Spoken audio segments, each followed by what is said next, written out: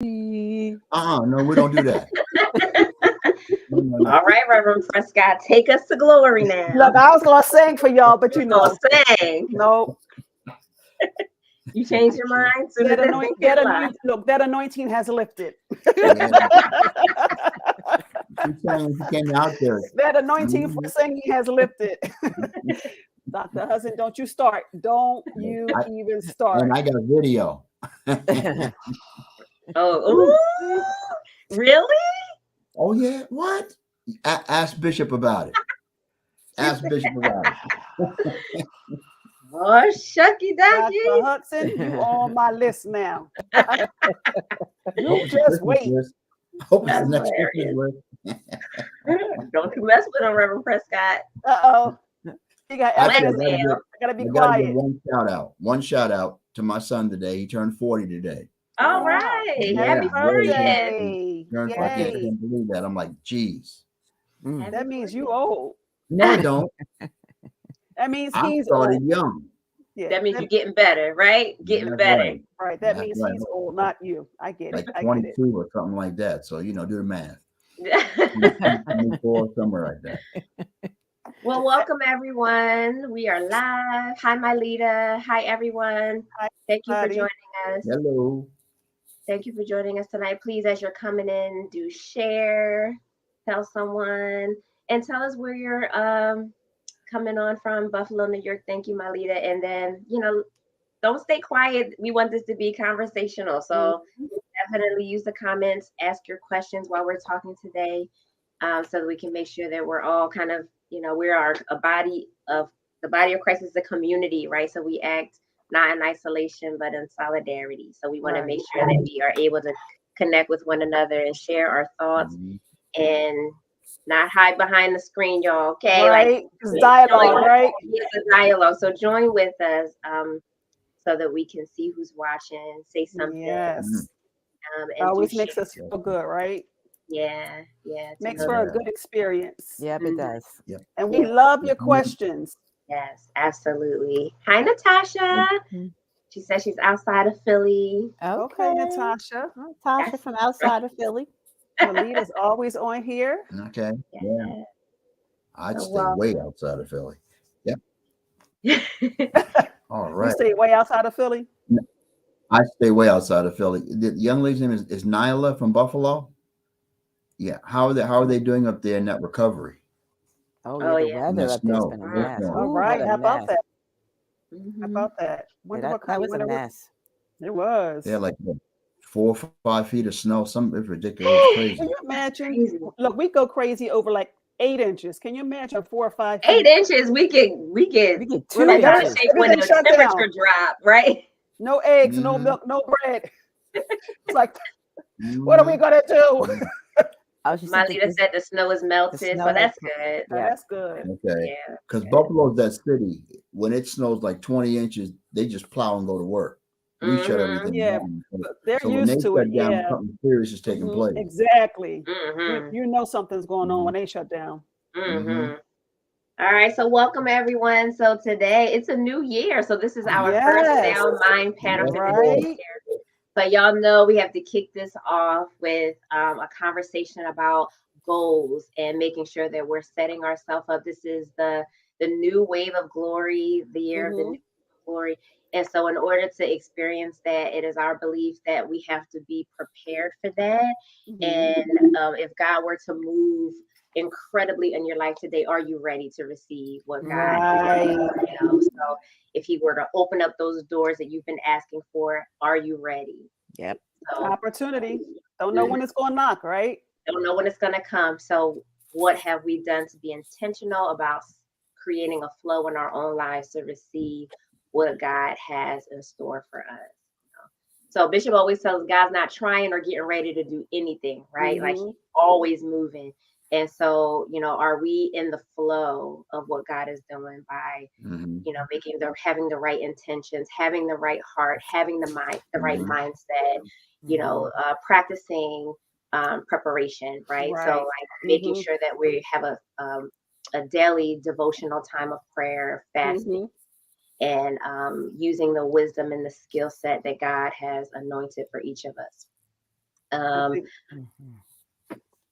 Go ahead, Pastor No, P. I was just going to say, I think that's very important because a lot of us, we say God, we want the opportunity, we want God to do a new thing, new year, new thing, new me, all of that. Mm-hmm. But I think sometimes we're not. I think we start off good, and then we kind of dwindle down. Yeah, the fire is hot in the beginning, right? I got it. I'm gonna do this. I can conquer the world. January 1st, I'm going to do everything. And then by January 4th, you're like, oh, okay. We give up. What had happened was, but I think we have to be. I think we absolutely have to be. I think we have to be intentional. And like for me, if I'm trying to accomplish something or trying to prepare or make room for God to move or be ready for opportunity, I think we have to make big steps. Absolutely. Oh, say it. Sometimes it's the small steps that leads us to the bigger things. So I think sometimes we have the misconception that if I can't do it all, I ain't gonna do nothing. Mm-hmm. Where the small steps is really what builds us up to the bigger things. Mm-hmm. Absolutely. So right. So Reverend Prescott is giving us a wonderful introduction to this, right? So one of the things that we want to start off is like our SMART goals, right? So write this down, right? SMART goals is an acronym for specific, goals that are specific, measurable, attainable, realistic, and time-based, right? So they're specific, they're measurable, something you can measure, they're attainable, realistic, and time-based. So I think one of the worst things we can do is set ourselves up for failure by having goals that are extremely broad, right? So one of my clients said, I really want to leave a legacy to my family. And I was like, this year? That's a lot in a year. That's a lot to accomplish in a year. Right. And she was like, that's my ultimate goal. I was like, that's a huge goal, and this year. Oh, that's funny. We got to watch Reverend Tiff. She be sneaking it in, right? She's like, I love you, but this year. She's like, that's my big goal. And it sounds good, right? It sounds it sounds like so ambitious and a wonderful thing to desire. But where we fall short is not being specific enough. What do you mean? What does that look like today? How do we bite that down into something measurable and attainable for today? Right. And she said, I want to save more money. Okay, now that is much more specific. Right. What plans do we need to do in order to accomplish that? Right. So let's talk about that a little bit. Let's talk about being smart about goal setting and making plans to walk into this new phase of glory that the Lord is getting ready to do, and how we can help our viewers today figure out what next steps do I need to take? What should I be focusing in on? How do I know what's priority? How do we help them navigate that? I think the first and most important step for me is write it down. I think once you write it down and see it on paper, and then I think sometimes we just have to write down everything that comes to your mind and then revisit it and then say, this is more realistic. This is attainable. I can do this by next week. I can do this by, next month. But again, I think we have to remember that, everything big starts small. Yeah. Right. So sometimes you have to chunk it. And if you say you want to write a book, okay, well, if I can't spend 2 hours a day writing my book, I'm not going to do it. Well, what about even if you only have 30 minutes a day? Right. Or 15 minutes a day. Yeah. They're still doing something that's measurable towards your goal. So for me, I have to write it down. For me, I think it starts with this. And I shared with you, I think just the other day in the email, you got to first make sure your goal. First of all, a dream is nothing more than a goal with a date on it. Okay. And you got to make sure that whatever you're pursuing in that new year, it's a rocket, not a flare. Difference is rockets project you to a great distance. So I always say, if your dream and goal is really good, then when I talk to you about it in August, you should be just as excited or more excited than you were in the beginning. If it's a flare, Mhm. Flares go up, make a big splash, look good, make a lot of noise, but then they come back to Earth somewhere around February. So I think that's the important, thing to do that. And Pastor Val was so right in it. Yeah. Sometimes we just think if it's not big, it's not good. Yeah. Mhm. You know what I'm saying? I mean, Yeah. you look at the That's end good. game of where you want to go, but you got to Yeah. build the steps to it. That's the process with God. Yeah. Mhm. Yeah. And I think what I like to acknowledge about this conversation about sometimes how difficult this can be. Mhm. And so I mean, I want to be real. Sometimes it's hard to do that. I Mhm. write Mhm. grants and I help people put grants together. And this is the hardest part of this process to tell me what you want to do and Mhm. how do you want to get there. Mhm. It's and once you put the and I Pastor Val echo what you say, you have to write it down. And I always tell people, don't make it any more complicated than it has to be. Right. Just Right. start with a list. Mhm. Anything, you just start with the list, and then we can start separating it into short-term goals, Mm. medium-term goals, Mhm. and long-term goals. And then you Mhm. start to organize things that way. But it all comes down to accountability. Mhm. And first of all, being accountable to ourselves Mm. and feeling that we're worthy and capable of doing these type of things. Yeah. Mhm. That's your starting spot, but it can be difficult. But once you get it done, and I will echo Dr. Reggie said, you should be just as excited 6 months down the line as you are when you started, Mhm. because it's like a slow, it's like I call it, yes, the kids live in microwave communities in the world now. Mhm. But there's something about a slow cooker that just keeps it seasoned and keeps it going. And sometimes accomplish these things is not going to be a microwave meal. It's going to be Yeah. something you slow cook. Mhm. But Mhm. it'll be Mhm. valuable when you get there, because there's a learning Mhm. lesson all the way along. So I just want to acknowledge that it's difficult but doable, 100% doable. And I Right. think what you're pointing to as well, Deacon Labu, is like I think sometimes our struggles with identity, right? Like we Yep. have these big goals because we think that if I accomplish these big things, it's going to Yeah. fix something, right? Yep. It's going That's true. to help Very me be true. better and help me show up in the Very world true. and have stuff to post on social media, and people are Yeah. going to see me as this great person that's so successful. But one of the things I remember reading, that's actually what I was looking for, something in a devotional that I read last year. A gentleman had made this comment that help me, Lord, to see that I am, my value is not in things that I accomplish, but it's in how much I glorify you every day. Yep. Right. Yeah. And bringing ourselves down to reality so that we're not trying to look for things outside of ourselves to fix things, right? So we have huge goals that don't make any sense for where we are contextually. Right. Like we're just not there yet. We have to settle ourselves down and learn patience and the little things that we need to do every day that's going to make our lives better in the long run, right? Like, when's the last time you had blood work done? You've been complaining about I can't run, my joints are stiff. Right. I want to start exercising more and lose half my body weight. And they, clients say these crazy things to me that they're good goals, but you haven't been to the doctor in 2 years. Yep. Right. Is there something underlying that's going on that you need to work on first? But to take things down that are these big goals and bite size them, like you all are saying, right? Make it nuggets, right? Right. Right. Yeah. Yeah. I think something. I'm sorry. Go ahead, Pastor Val.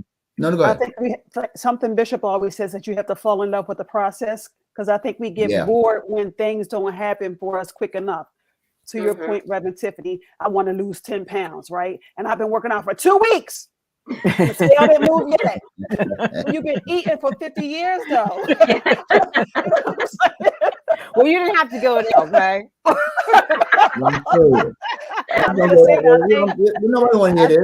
I think we have to fall in love with the process. And sometimes the process, doing the same thing the same way every day, gets boring. But I think when you have your mindset on the end goal, I think that will motivate us to fall in love with the process. Reverend T just brought up something I think makes a lot of sense. A simple goal could simply be, you know what, before I do anything in the new year, I'm going to make sure I have a checkup. Yeah. Right. Right. Like physical, whatever the case may be. But that's I mean, I just kind of clicked when you said that, because like, if you don't have the ability, whether it's physically, mentally, emotionally, even spiritually, what good is it?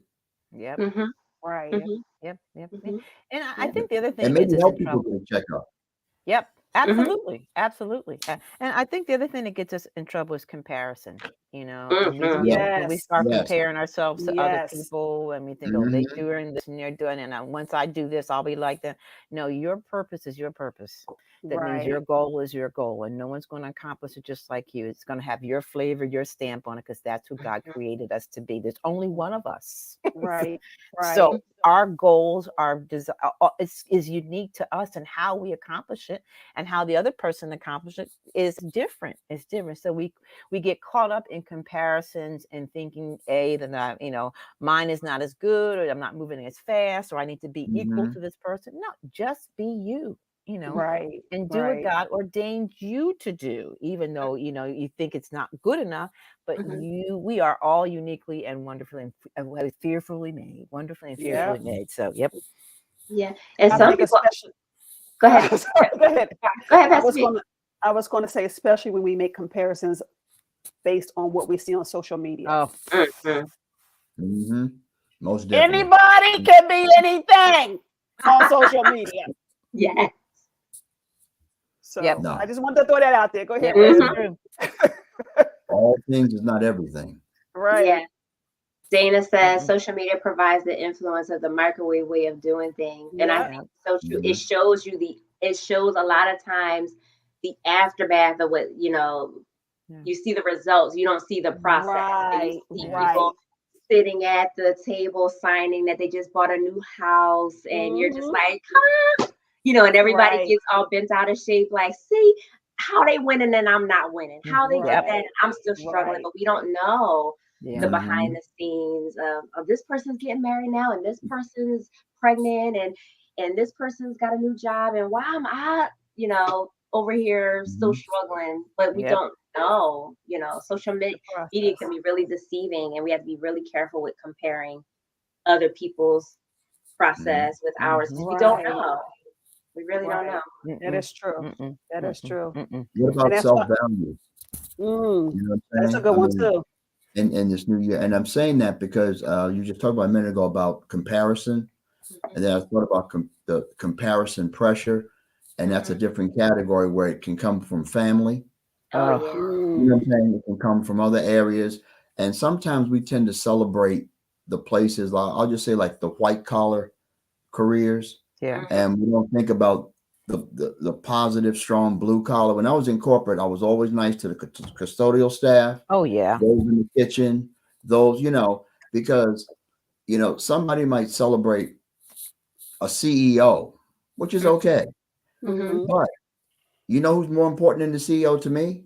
Sanitation. Absolutely. Because if they don't pick it up, if they go on Especially street, now. Especially then they now. can't do nothing. You Right. see what I'm saying?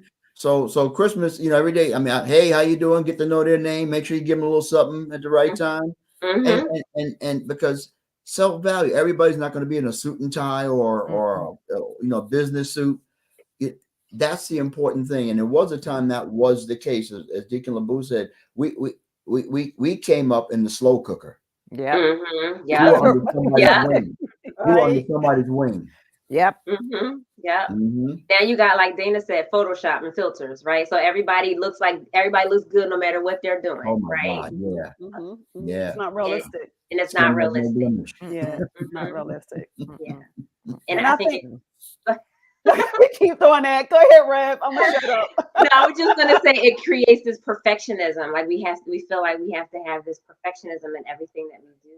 Yeah. It's just not realistic. It's not No. realistic. Well, take it And I back Go to ahead, church. Pastor. I was going to say, and when we are trying to help people or, minister to people or share with people, I think they need to know our process. Yeah. Yeah. Yeah. I Mhm. think it's okay to share the end result, but it's also okay to say, well, let me tell you, this right here has been 3 years in the making. Yes.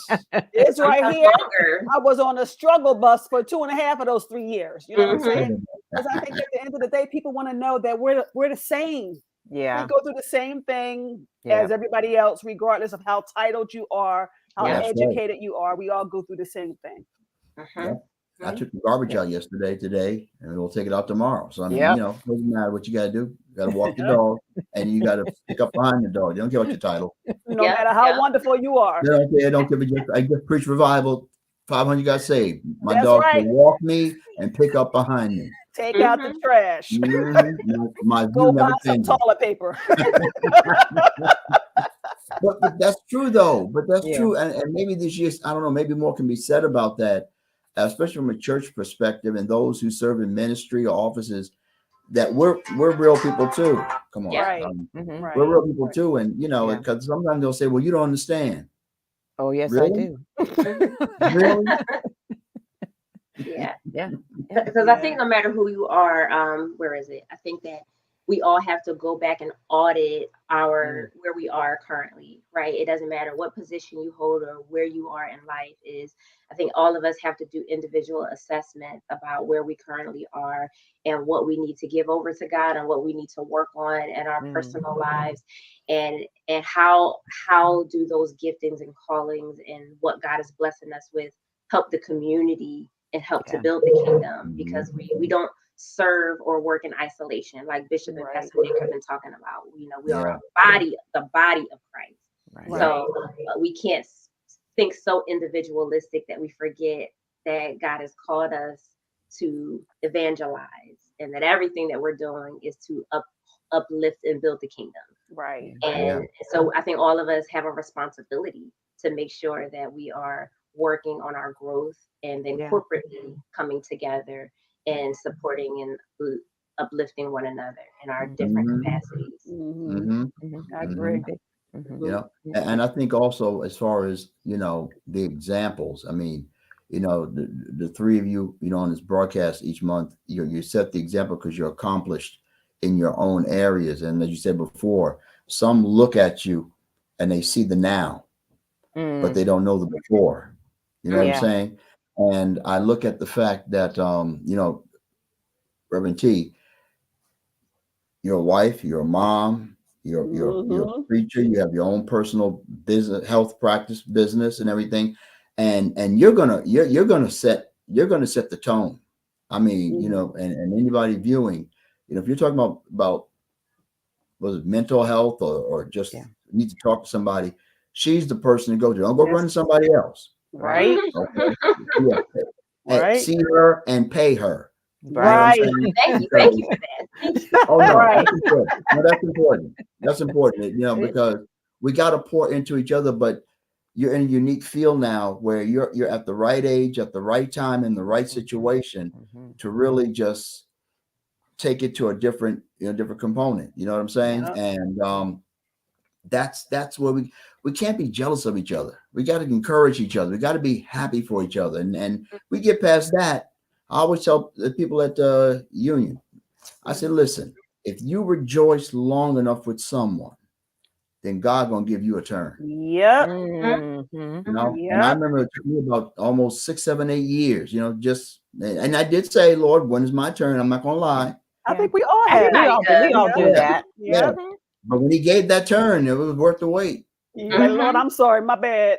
Yeah, everybody does. Yeah, because we get impatient. And I think it's at times like that you can, I know I can speak for myself. I look back over my life. If God had given me the blessing that I asked for at that time in my life, there's no way I could not have handled it. Come on. That's so true. So it's like you just have to go, okay, I can't handle it. God's like, I want to give it to you right now, but you're not quite ready yet. We're going to let these things go through first, and then we'll bless you. So, sometimes we just have to be patient. I go back to that slow cooker. We just got to be patient and say, okay, God, I know that I am faithful and you are faithful to me. So, and like Dr. Reggie said, when it comes around, it comes around. But sometimes we're just not ready to receive that blessing at that particular moment in our lives, if we're to be honest. That's true. And I think most of us think we're ready well before we're actually ready. Yeah. And then God gotta show us. Sometimes you can't bring it around in your environment. Yeah. You can't bring it around with the environment you're in at that time.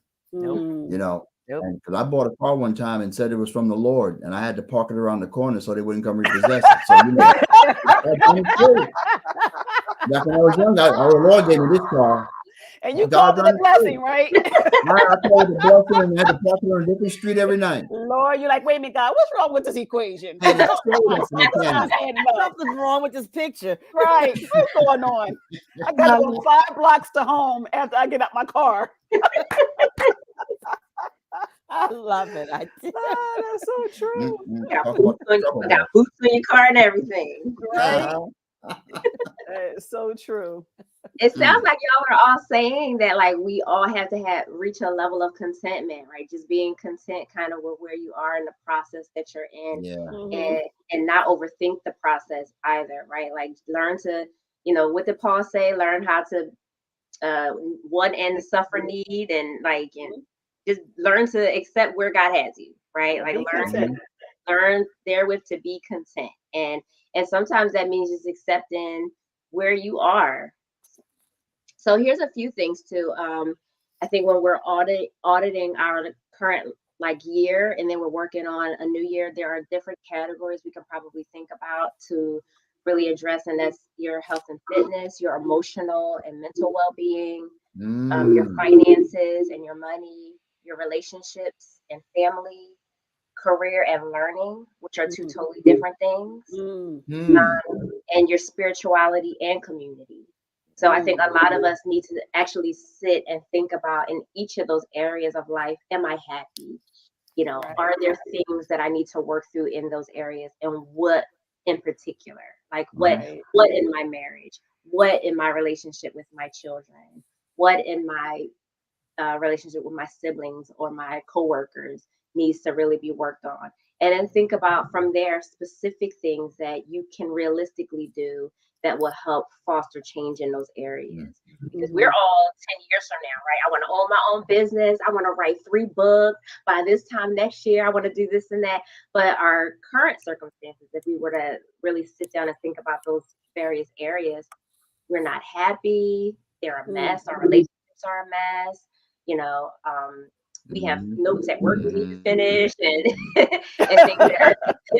things that are disorganized. Our home is cluttered and needs to be cleaned out, and we haven't washed our sheets in the last.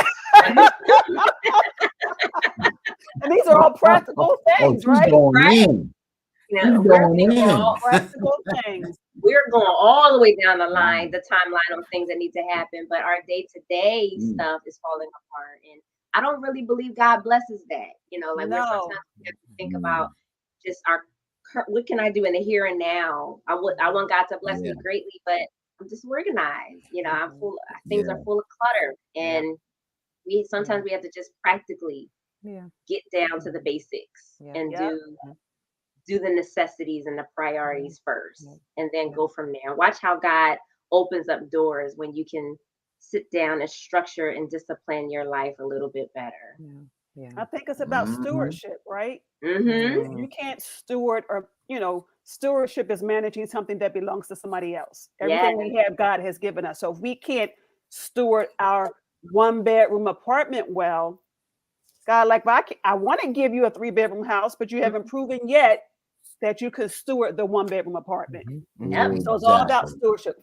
All about stewardship. I can say so much to that. Anybody? I know you could. I see it on your face. You're like, well, our time has ended now. I'm like, any last things? So we're gonna come back. Maybe we can do a part 2, or I think we're gonna try and do something on health and fitness. And one of the upcoming months, did anyone have anything that they want to, practically give our viewers today on things they can take away from today? I would just simply say, sorry, Deacon Bo, go ahead. No, you go. No, you go ahead. You go. All right, it's a woman's world, so man, go first now. Okay.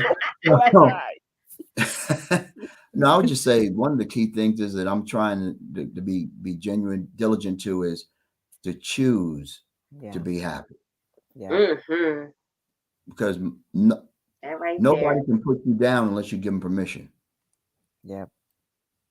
And that is sort of exactly what I was going to say. Something like that is that, we seek validation from other people and other things instead of self-validating ourselves, and just realizing that, we're good enough just as we are. And let that be the platform that once you feel that, then just do one thing at a time. I always come from the spot of, there's somebody beating themselves up right now, not feeling real good. We've all been there. We've all been there. Just take one step at a time, do one thing at a time, and yes, start valuing yourself for who you are and right where you are. Right. I think what resonated with me was contentment. Wherever you find yourself right now in this station of life, learn to be content. Content, because I think that goes a long way. If you're impatient like me, it's like you're going on a 4-hour trip and you're like, are we there yet? Are we there yet? But the person that's content notices the flowers on the side of the road. They notice the horse and the blue sky. You know what I'm saying? So the journey is a lot more pleasant when we intentionally practice contentment. Contentment leads to gratitude. Yes. Contentment leads to gratitude and appreciation. You stop focusing on what you don't have in these relationships and in these things, and God reminds you of how good He is. We remember God's goodness in this season. He will open up our eyes to see what's right in front of us. Say that again. What's right in front of you. Wow. Absolutely.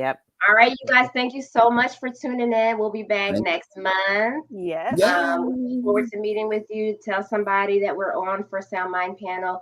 Thank you again. If you are just coming in, please do share for someone that may have needed to hear this, especially as we're entering a new year. I think this was a very important conversation as we are entering a new year. So please, please, please share for someone who may need to hear this. And we will see y'all in the next one. See you next month. Bye.